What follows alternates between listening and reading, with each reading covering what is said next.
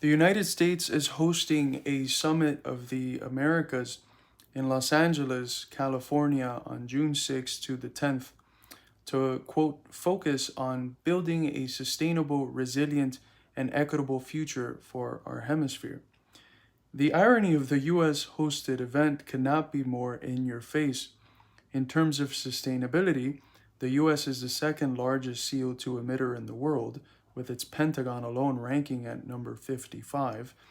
In terms of inequality, in the US, the top 0.1% of the population hold roughly the same share of our country's wealth as the bottom 90%.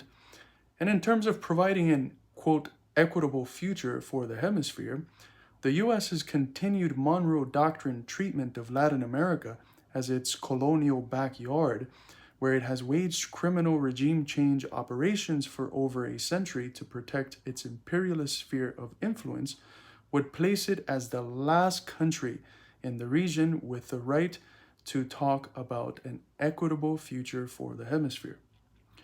Nonetheless, the irony of the event is intensified by the US's exclusion of Cuba, Nicaragua, and Venezuela.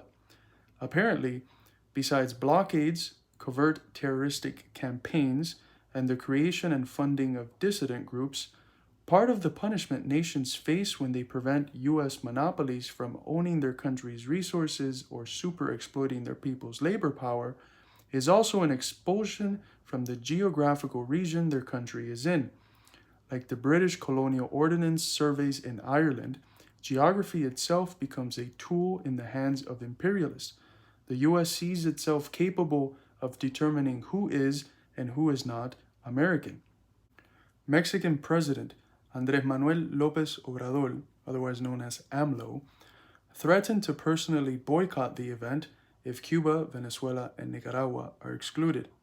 He affirmed on May 10th that if they exclude, if not all are invited, a representative of the Mexican government is going to go, but I will not.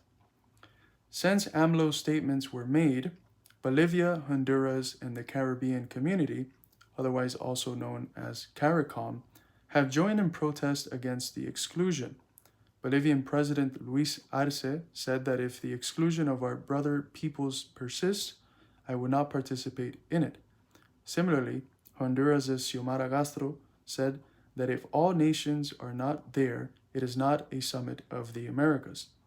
As Fidel Castro once told Salvador Allende in a late 1971 get-together, quote, "The continent has in its belly a creature called revolution, which is on the way and that inexorably, by biological law, by social law, by the law of history, has to be born.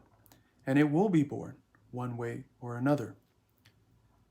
In the context of a returned socialist tide in the region, of the inclusion of various Latin American countries into China's Belt and Road Initiative, and lastly, of the continued collective rejection of US imperialist narratives and exclusionary events, the grounds are being laid for a sovereign and united Patria Grande, a condition which is essential for the region's birthing of the creature called revolution.